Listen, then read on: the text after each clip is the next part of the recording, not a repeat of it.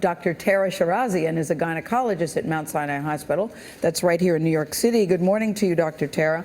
And boy, are you as confused as most people I know who heard this news this morning. Yes, I think so. Why the change?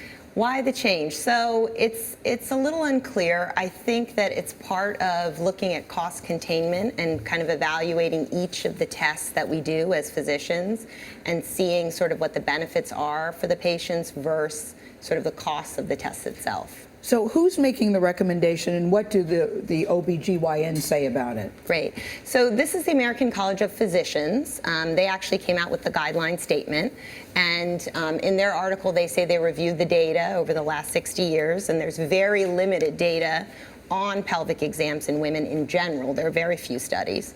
And in evaluating that data, they found that there was no great support for pelvic exams. But again, there's no data.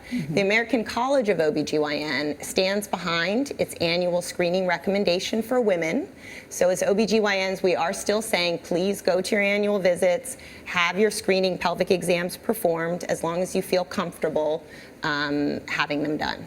Will these recommendations or recommendations not to have this done affect the pricing or affect whether insurance companies pay for you to go to the doctor? Well, personally, that's what I'm most concerned about. I'm concerned that this is part of a cascade of different evaluations for screening exams for women over the last year.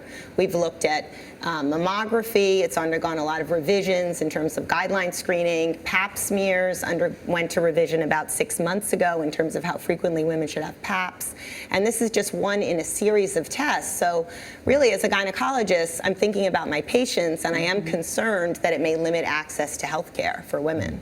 Dr. Shirazian, thank you very much for your recommendation.